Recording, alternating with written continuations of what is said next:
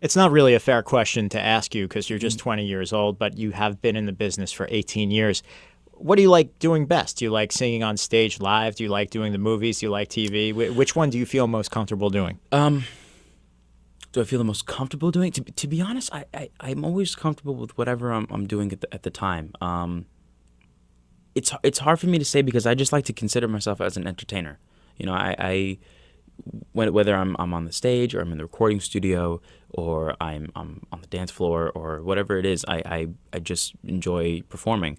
So and I grew up doing all of them. You know, I grew up taking dance and I grew up with music and acting and being on the stage and being in theater, also doing concerts.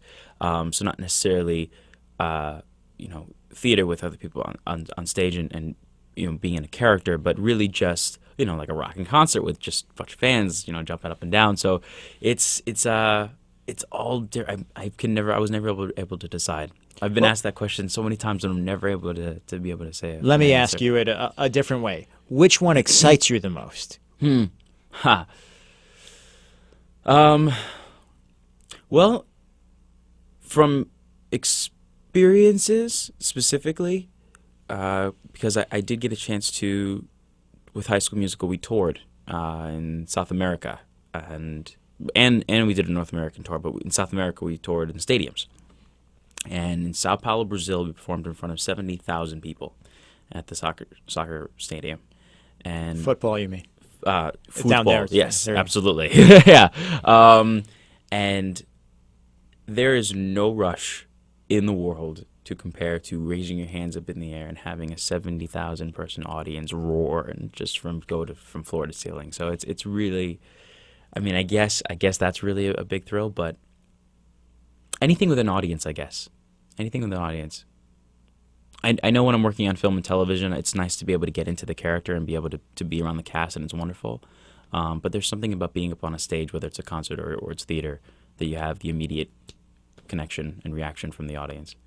You put the two albums out, and the two albums didn't do. I mean, they didn't do that well. Yeah, well, they Another Side was the first one, and then Speed of Light was the last one that just came out just now. Well, not just now, in March, and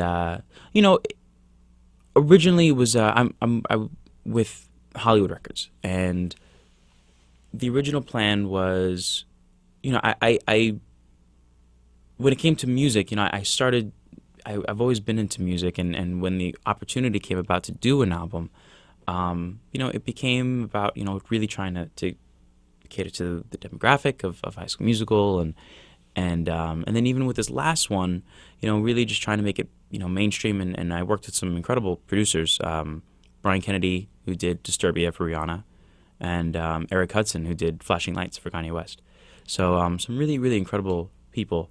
But when it came down to it, at this point right now in my music career, I just want to make music that I'm not in a rush to make an album. I don't have a deadline. I just get a chance to just make music that's going to make me happy and be truthful. So it's really, really great at this point. We have to point out you are only 20 years old. This is true. And you have a lot of time. There are a lot of things you want to do. I mean, but even before we started this interview, we actually were kind of doing an interview, and you even said it yourself. What else do you want to do? What would you like to accomplish? You know what, man? It's so funny because even though I'm 20 years old, I'm very young, sometimes I wake up and I go, time is running out. I don't know why, but I sit there and I go, time is running out, because there is so much out there. I mean, not just in performance, but in everything in life. I mean, I want to be able to learn a bunch of different languages. I mean, I want to be able to speak Japanese and Italian and Spanish and French and German, and I want to be able to play a whole array of instruments. I would like to be able to play guitar and piano and drums and saxophone, and just I cook. I would like to be able to learn how to. I mean, since I've been out here in New York, I've been cooking a whole bunch. It's been great, but even then, I feel like there's still so much more. I mean, just a lot of different experiences in life that.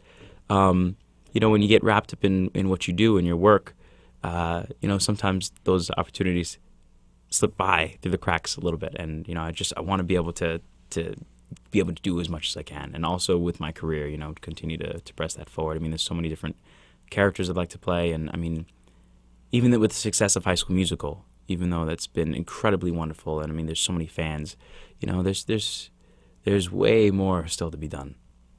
Well, what I think is great about what you just said, and it's I don't want to seem like I'm pontificating because I'm the older person and you're the Not young at man, all, no. but I can tell you that all great artists, almost all great artists, have an incredible sense of urgency and a natural curiosity, which you clearly have.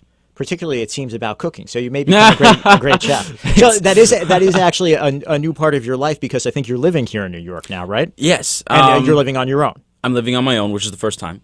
And yeah, I mean, when it comes to cooking, I mean, cooking is still another part of creativity. You know, it's another creative outlet. I mean, as far as, you know, it's one thing to look online and look at a recipe, but it's another. Just what I do is I just go to Whole Foods, I just grab a bunch of stuff, and I go to my place and I go, all right, what do I want to make? And I just grab a bunch of stuff off the shelves and you put it together and you make a really good dish. And so I guess it's just another part of you know, putting the pieces together to make I feel like I'm talking a to my final wife. piece. That's exactly. Are you serious? That's That's what she exactly what says? my wife does. No, she goes to Whole Foods, just grabs things and just makes whatever. Randomly makes whatever. Well, here's the it's always good, honey. I actually, it's been good. It really has been good. I don't. Is your wife really good cook? Or She's an excellent cook. She's wonderful. an excellent cook. That's great. Well, But nobody who's watching this cares about my wife. They just care about you. So continue, please.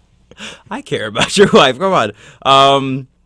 Well, the thing is, my mom's Italian. My dad's Jamaican. But my mom's Italian and cooks incredibly beautifully. I mean, Jerk chicken parmesan sounds delicious.